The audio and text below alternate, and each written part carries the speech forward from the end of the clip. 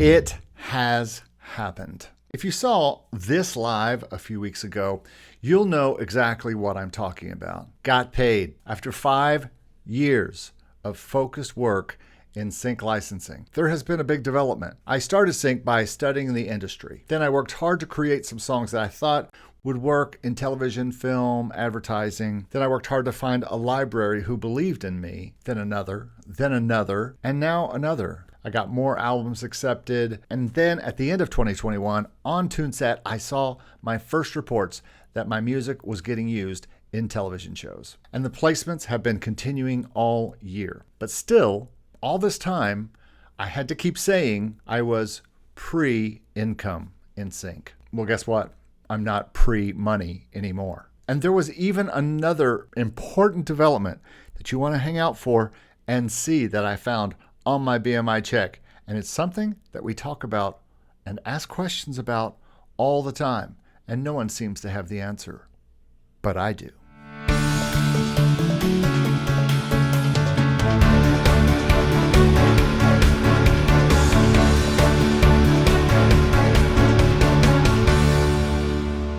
Hey, if you are new to this channel, make sure you check out the free stuff I have for you. You can find that right below here at makemusicincome.com/free. First of all, my 50 ways to make music income ebook. Great, quick read that just lists 50 ways to make music income, make more music income, maybe make some income you never thought about before, and little paragraphs under each one about what I'm talking about. Then I also have the How to Upload to Pond 5 short course. It's a video course, and it just shows you really quickly how I go into Pond 5 and upload a new song, use templates and things like that. Really easy, really short, really free. And then you can find my free research paper, of course, that only I would write, the ubiquitous style, form, and instrumentation of corporate stock music. And if that sounds overly fancy or overly technical, it's because it was for my master's class, my master's theory course that I had to take. And I had a lot of fun writing that paper, and you can find that free as well. And then you can find the brand new Do Everything checklist. If you are a person, especially who does one song at a time, and you want to maximize what you can do with each song, you can register it, you can license it, you can distribute it, you can market it, all these things. I list all the steps and the ways to go through each one. Quick checklist, easy to download, and just kind of keep with you all the time as you create and as you finish each song. Download one of these for free. Okay, so a few weeks ago, I was in the Discord and someone mentioned that BMI checks had deposited into the bank. They were not available in statement form yet, but they were seeing some BMI payments. So of course I logged into my account to see if I had received any income from BMI, and I had. I knew it was close to BMI day, but it was more than I was used to, maybe about 10 times more what I was used to. Now, in full disclosure, I have been making small figures on my royalty statements, just Spotify, pieces of pennies and things like that. So I had not seen anything over $100 for a long while.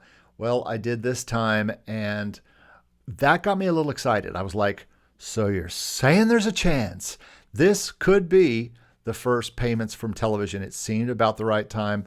And so I said, well, I'll wait till tomorrow till the statements come out. And it was a long wait, and the site was very busy, but I finally was able to check the next morning and see, and sure enough, the first payments from television placements were on my statement. And there were actually two that had come from Christmas time, and I knew exactly where they came from. They were played on some Spanish channels around Christmas time in Europe.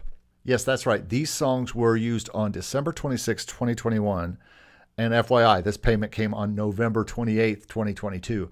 Welcome to the long game of sync licensing. And you know, it really wasn't that much income.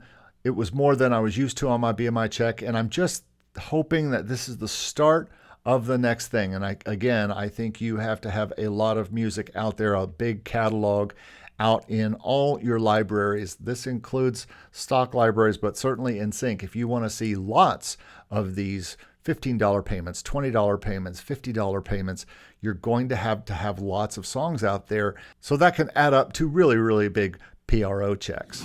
If you want to see my focus plan for sync, I have a video about that right here, and I'll put it in the description below as well.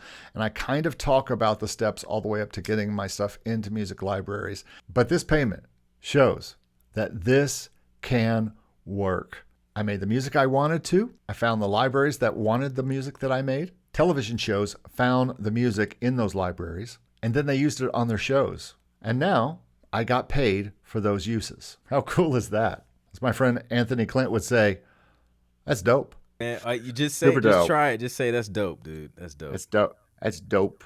No, see, it doesn't work. So it's not that surprising to me that I got those payouts. I had seen those placements being reported, and I knew at some point I could see them. I could actually listen to the music being played and used. I think I found one actually on YouTube, and I knew they were being used, and I knew if they were properly routed, I would see payments. But I saw one US television show that kind of shocked me, and it's been a question that we've had in our Discord, and people have been talking about, Steve and I have been talking about it, and it was concerning stock music libraries and would they pay your PROs? I was paid around $67 total on both my BMI writer's account and my BMI publisher's account for 41 seconds of a song used on Univision. Now, that in itself is not shocking. What is interesting is this is absolutely a non-exclusive song in my stock libraries, and there's only one way to get to this song. And especially since I got the publishing, I know it had to come from a non-exclusive use where I would get both the writers and the publishing side. This use was reported in February of 22, but I had a sale in late October of 2021 on Audio Jungle of the same song that was used. When I looked up who the buyer was, it was a buyer from Panama. And when I looked up the company, they do music for television shows. So I'm pretty sure that an Audio Jungle sale, and it wasn't a very big sale, and it wasn't a broadcast sale. It was only about a $25 sale, $30 sale, something like that. Well, they used it. Audio Jungle takes your metadata, especially your PRO information. So I'm pretty sure they got it from Audio Jungle, used it on the TV show, paid me through my PRO, and there we go. There is an important lesson here, and I'm asked this all the time. Should I put the stuff that I put on stock music libraries into my PRO? Well, duh. I think the answer is absolutely yes. Make sure all of your metadata includes your PRO IPI, and make sure that any company that lets you put in your PRO, you're putting that in there, and then make sure you are going to your PRO and registering that song to make sure that any use can be paid back to you like it was to me on this last PRO check I had from BMI. Now, some of you might be asking, what if I sign this to an exclusive sync library sometime? Won't they be mad that it's already in a PRO? No, they won't. They can just go in and make a change to the publishing side of that, and everything will be cool. It takes a little longer, and it's not as easy on their end, but it's fine, and it will work, and you don't have to worry about that. And you can get paid for things that later on maybe get some use from a TV show. Even if it goes to an exclusive library at some point, that's just how things roll. So don't worry about that. Go ahead, register your songs, get them registered just the right way, and then make sure that you get paid if something is used on television that somebody downloaded from a stock library. So this can work. As I talked about in my live, rather rambly, I'm afraid, because I was pretty excited, it could work. It can work. It does work. What I meant by it could work is this could be the start of a long-lasting sync licensing income career through my royalties. And so here we go. It has worked for me, and I am now a working paid sync licensing composer. Been waiting a long time to say that, and this has been my goal for the last half decade. What's next? More music production, more pitching, and more delivering music to libraries, maybe even more libraries. And then just dream up more music, make more music, find a library who loves them, and continue this process of getting music into libraries, music used on shows, and income from your PRO. If you are watching this video and you are new to licensing or new to trying to get into libraries or are pre-money in sync, then make sure and subscribe to this channel and follow my journey in sync licensing. Maybe it'll help you. All I do is talk about what happens with me, and I can't say anything about anybody else and how it's worked for them, but you can watch this channel and find out what's happening, because you know I'm going to update you with videos like this, talking about the successes and sometimes even the failures that we have, and a lot of the headspace stuff that goes on in between, especially with the failures or with nothing happening sometimes. So make sure you follow and subscribe to the channel and watch this playlist for all the different sync videos that I've done, including my story and everything that I've talked about with sync licensing. I hope this has been helpful, and as always, thanks for watching.